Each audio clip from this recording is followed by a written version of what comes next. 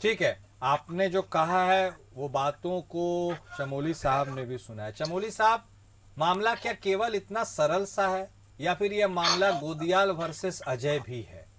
ये स्वर्ण मंडित करने का ही मामला है, या आपसी राजनीतिक राइवलरी से भी जुड़ा मामला है? और इस मामले का पटाक्षेप हो तो हो कैसे? आप इस पूरे प्रकरण को कैसे देख रहे हैं, और आखिर क्यों यह मामला सुलग रहा है? आप अपना वर्जन भी बताइए।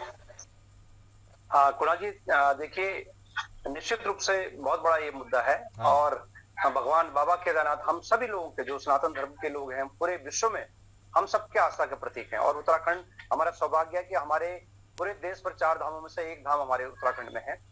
देखिए, ये राजनीति का विषय नहीं है। विषय ये है कुणाल जी कि इस पे बहुत सारी चीजें सामने आई हैं। ये सिर्फ माननीय गणेश गोयल जी ने नहीं कहा, ये मुद्दा सबसे पहले उस हमारे बाबा केदारनाथ धाम के पंडा पुरोहित हैं, संतोष द्विवेदी जी हों, ये वहां के हमारे शंकराचार्य महाराज जी हैं, पूरे जो 4 मठों में से एक धाम के हमारे मतलब शंकराचार्य जी, उन्होंने ये मुद्दा उठाया था। हाँ, मुद्दा ये था, अभिमुक्तेश्वरानंद जी। हाँ। मुझे पता, हाँ, पूरे देश भर में जीटीवी हो, आज तक हो, मैंने अभी, क्योंकि मैं पहले भी एक डिबेट में था इस मुद्दे पे, तो मैंने कई सारी चीजें कलेक्ट की हैं, उसमें तमाम नेशनल मीडिया पे और उत्तराखंड के तमाम चैनलों पे, पेपरों में ये छपा था कि केदारनाथ धाम स्वर्ण मंडित हुआ, तमाम समाचार चैनलों में। और 230 किलो जीटीवी आज तक और एएपी के बिल्कुल वर्डिंग यही थे कि 230 किलो सोने से हुआ पूरा बाबा केदारनाथ स्वर्ण मंडित।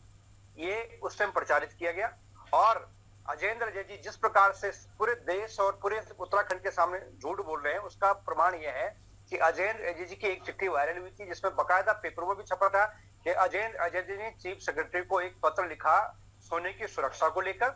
और 23 घोड़ों से, जो समाचारों में छपा था कि 23 घोड़ों से उस सोने को कहां पहुंचाया गया, बाबा केदारनाथ के धाम। अब आप पहले आंकलन कीजिएगा, 23 घोड़े गए तो निश्चित रूप से उसकी जो